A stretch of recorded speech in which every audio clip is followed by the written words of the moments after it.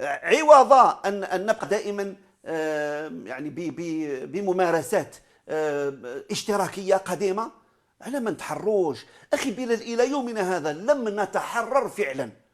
ما دام هذا القطاع اللي هو قطاع النقل ما زال القطاع الجوي والبري والبحري ما زال ما تحروش، قطاع بالسكك الحديدية ما زال ما تحررش.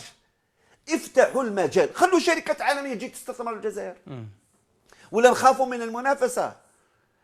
إذا نخافوا من المنافسة ما نصلحوش. يفترض أن المنافسة واش دير؟ تخليني أنا نتشجع باش نكون أفضل مما كنت، أتطور. طيب على ما زلنا ما تطورناش؟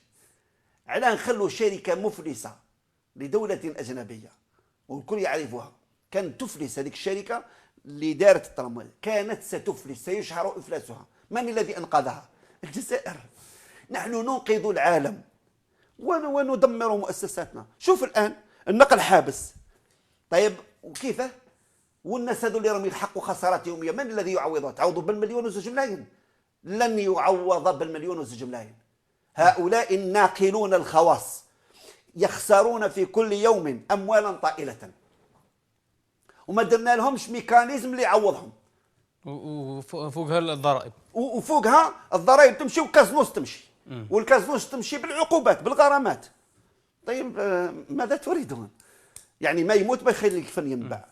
إشكالية كبيرة أخي بلال، لأنه الميكانيزم خاطئ، المبدأ خاطئ. نحن لا نسير بمعايير اقتصادية، نحن نسير بمعايير مركزية اشتراكية. ما زالت الاشتراكية القديمة هذيك ما زالت موجودة في بلادنا. العقلية الاشتراكية ما لازالت تطغى اليوم.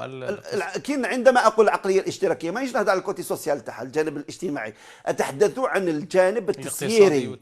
لازم كلش عندي، أنا اللي نعطيك اعتماد النقل، أنا اللي نعطيك اعتماد كذا المركزية. سلعنا في الجنوب من قمح وشعير وذرة تتعطل وتتسوس نتيجة غياب النقل وعدم تحرير حركة النقل. علاه الناس في كل العالم عندهم شركات كبرى، شركات خاصة تلقاها صغيرة متوسطة وكبيرة ومتحرين، ما عندهمش مشكلة.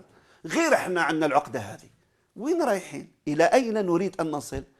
انظر أين وصلنا. اقتصادنا يموت، يلقف. علاه؟ لأننا لم نتحرر.